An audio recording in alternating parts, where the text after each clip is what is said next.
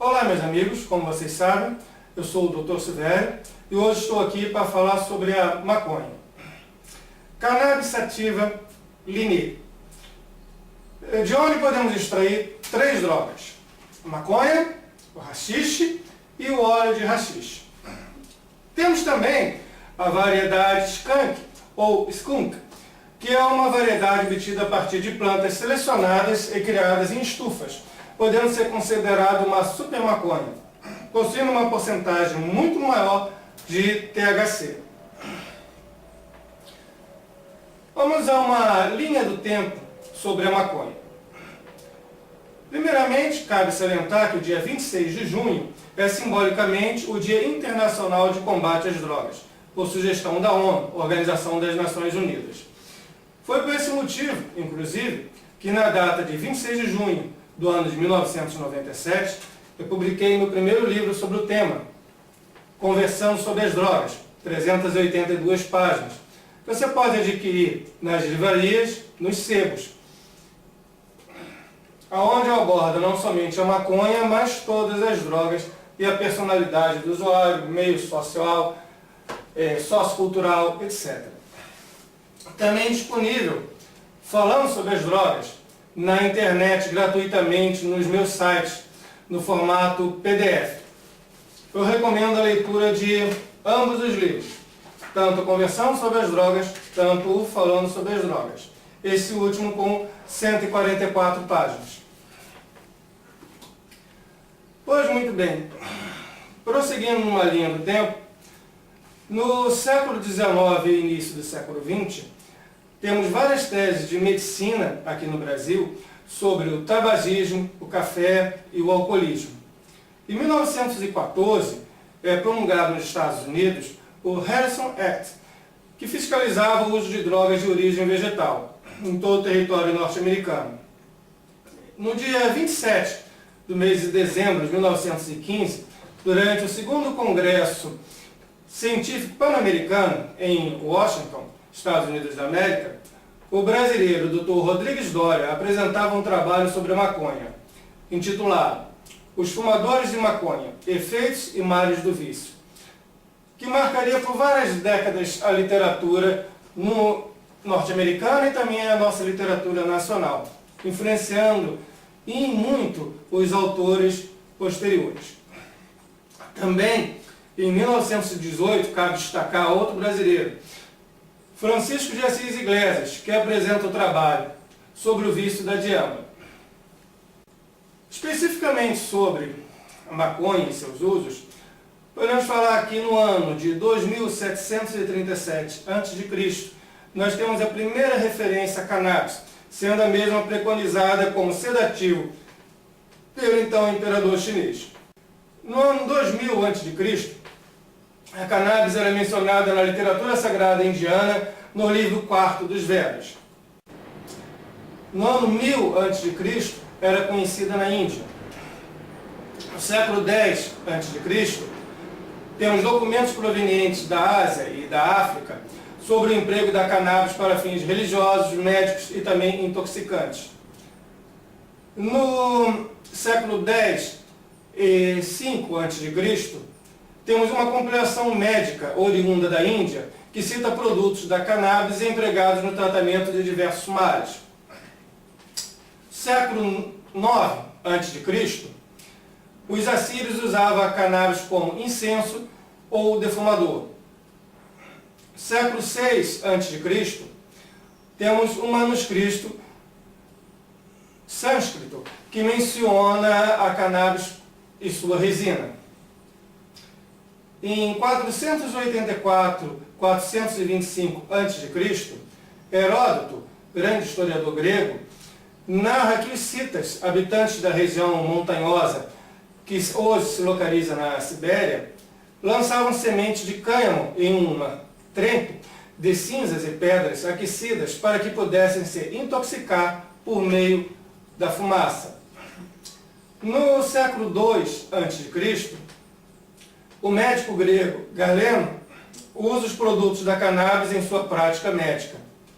Já em 1190, depois de Cristo, o uso da cannabis pelos drusos em 1254, 1324, referência ao uso do haxixe nas narrativas de Marco Polo, dentre as quais havia referência ao Velho da Montanha, tendo sido o fundador de uma associação secreta proveniente da seita persa dos xiitas, isso por volta de 1190. Cabe a essa seita a origem tanto da palavra haxixe, tanto da palavra assassino, ambas provenientes do fundador desta seita, do nome do mesmo. Final do século XVI, eram produzidas fibras de linho, usadas no fabrico de velas para navios e cordas, bem como de roupas. Aliás, frias, do século XVI até começo do século XX, a planta da cannabis teve importância econômica grande no fabrico de tecidos para velas dos navios, para o toldo dos carroções que aparecem nos filmes de cowboys, para as roupas, até ser finalmente substituída pelo algodão, neste inteirinho. Em 1549, as primeiras sementes da cannabis foram trazidas do norte da África para o Brasil, hoje a região nordeste,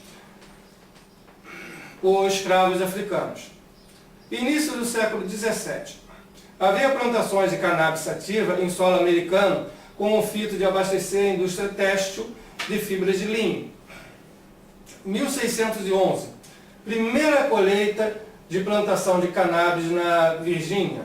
Pimodan, frequentado, dentre outros, por Baudelaire, que chegou a escrever sobre o efeito do haxixe. 1752, 1753. A planta recebe o nome de cannabis sativa, dada por Carl von Linné.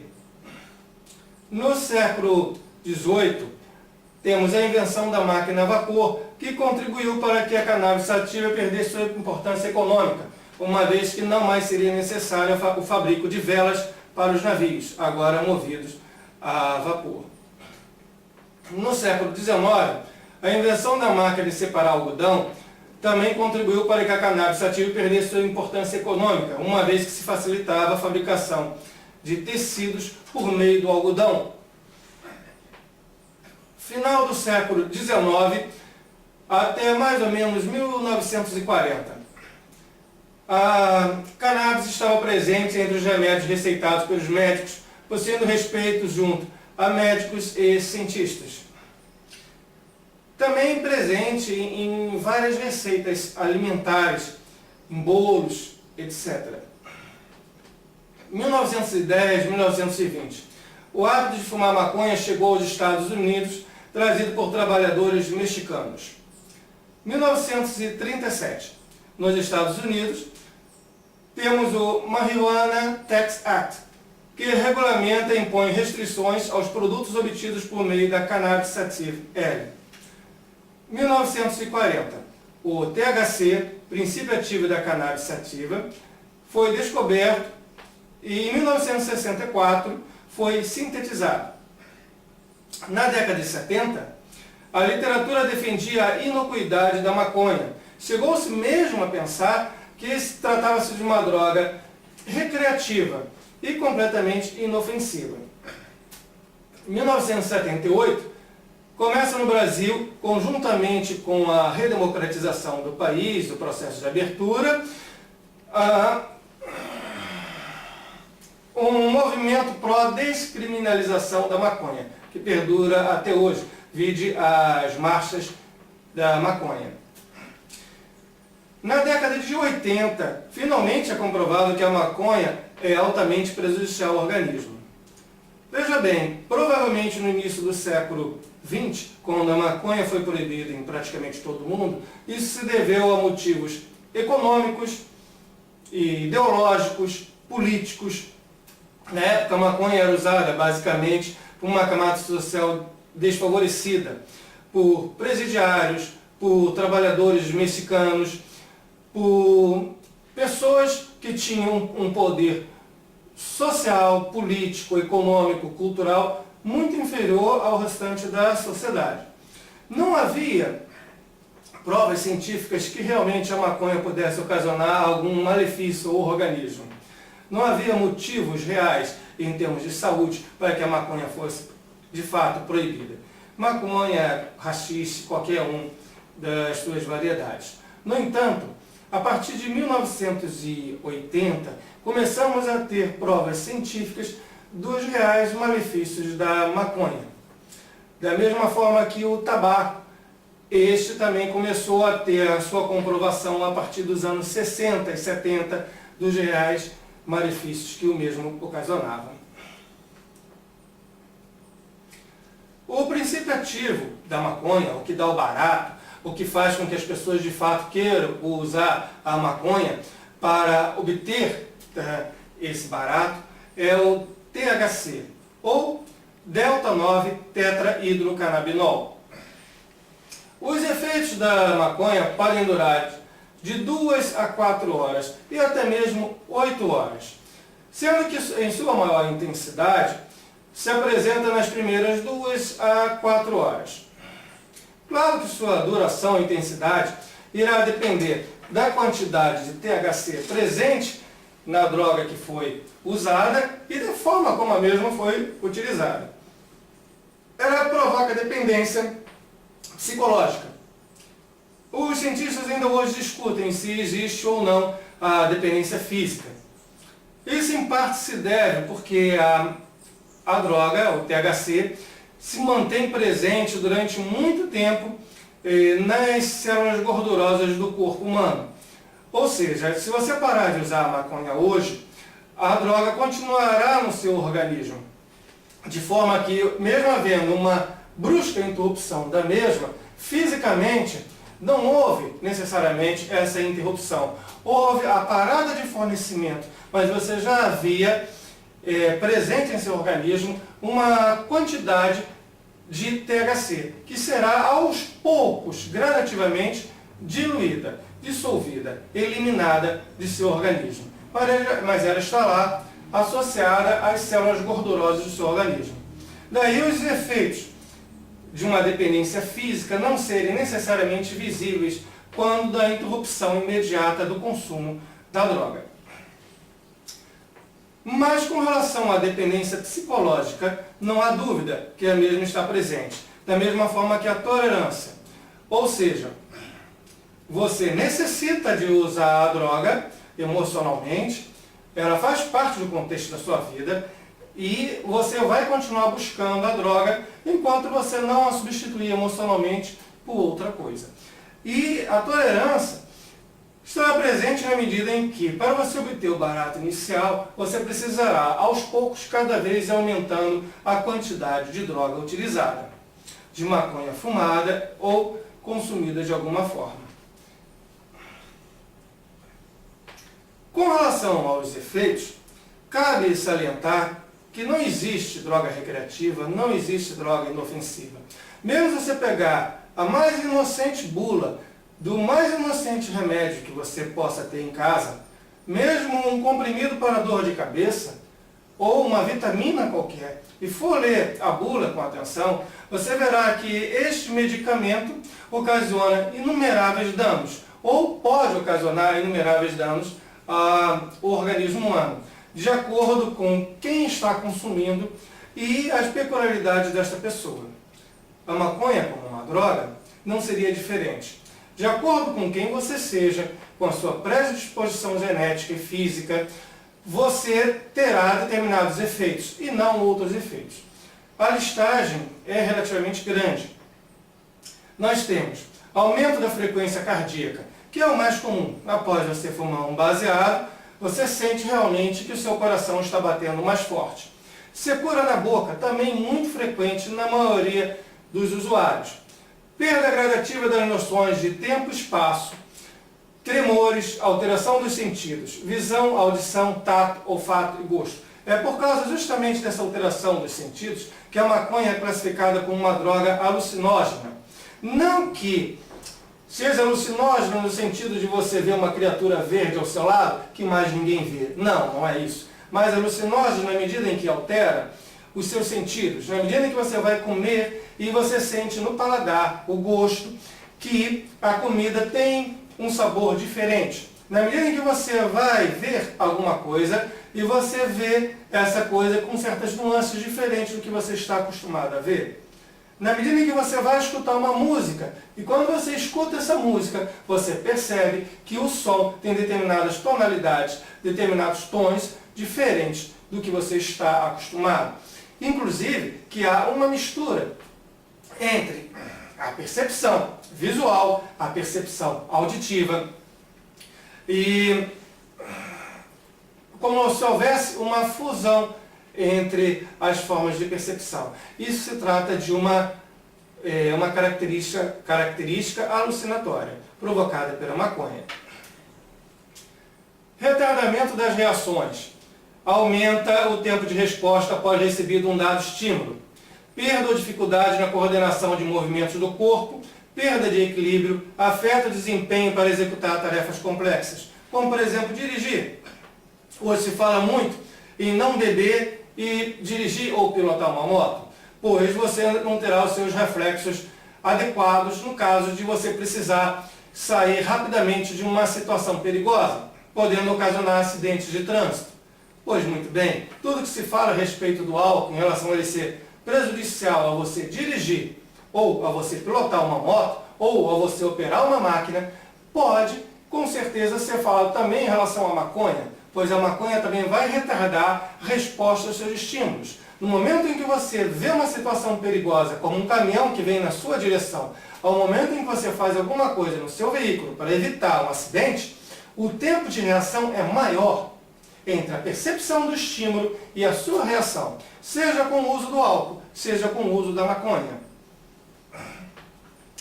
Aumento da acuidade visual e auditiva, alterações na percepção, ilusões e alucinações visuais e auditivas, distorções na imagem do corpo, distorção e alterações da percepção espaço-temporal. Relaxamento muscular, sonolência, delírios, delírios de perseguição, despersonalização, embaraço e desorientação, medo, ansiedade, apatia, agressividade. Sensação ou sentimento geral de bem-estar, desinibição, aumento da extroversão, propensão a um estado de maior liberação dos interditos sociais, animação e euforia, agitação e alta energia, risos espontâneos, hilariedade, seguida de silêncio contemplativo, calma e atitude reflexiva. Todo usuário da maconha basicamente sabe que é uma droga que provoca risos, que provoca um estado de contemplação, de calma, na maioria de seus usuários, também de apatia, e deixa a pessoa mais falante, mais sociável. Temos também a dissociação de ideias, pensamento confuso, diminuição da clareza, continuidade lógica do pensamento, dificuldade de concentração e atenção, diminuição de capacidade para processar informações, confusão mental com relação à noção de tempo, presente, passado e futuro. Ou seja, se você é fumante de maconha e estuda, vai prejudicar os seus estudos, pois vai prejudicar a sua capacidade de concentração nas aulas no que você está estudando e vai prejudicar a sua memória a curto prazo, de modo que você vai ter dificuldade de reter as informações recém-aprendidas.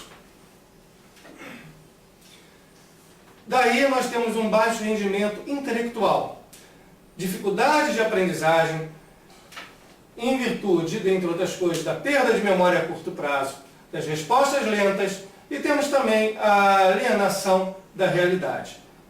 O aumento de apetite é outra característica também presente na maioria dos usuários.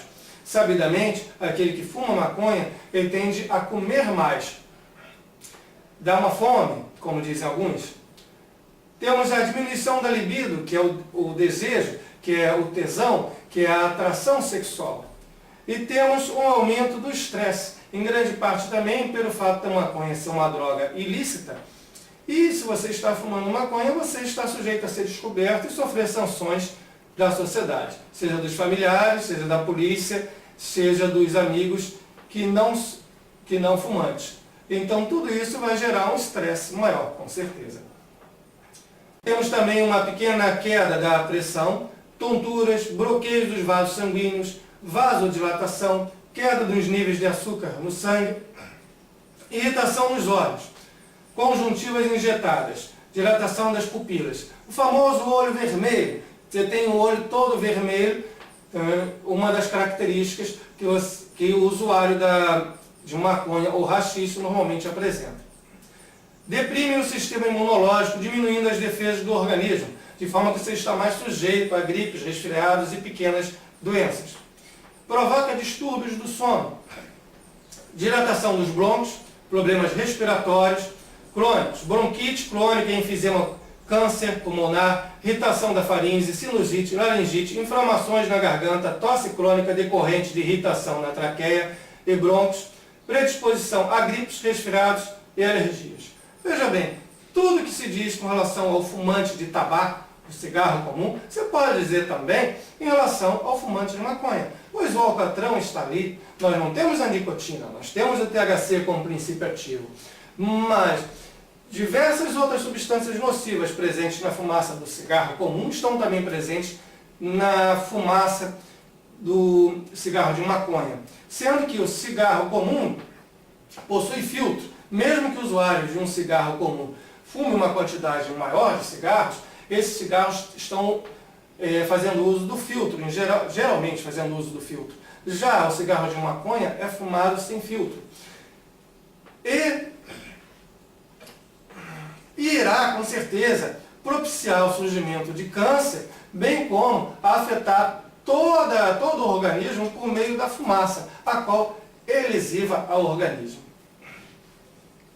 Também a presença de náuseas, vômitos, diarreia e salivação grossa esteve presente em usuários examinados.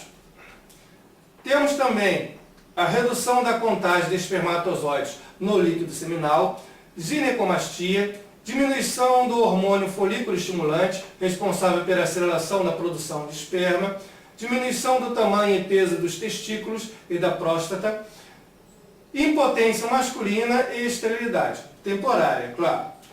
Diminuição dos hormônios sexuais, testosterona, alterações no ciclo menstrual e desequilíbrio hormonal. Afeta os cromossomas, responsáveis pelo código genético, causa danos irreversíveis ao cérebro. Durante a gestação, pode ser danosa ao feto, aumentando a possibilidade de natimortos, abortamentos espontâneos, nascimento de crianças com malformações congênitas, redução do tamanho e peso. Com relação ao que eu citei ainda há pouco, em relação às alterações na sexualidade masculina e feminina, com a parada da maconha, vamos ter a normalidade, o retorno à normalidade.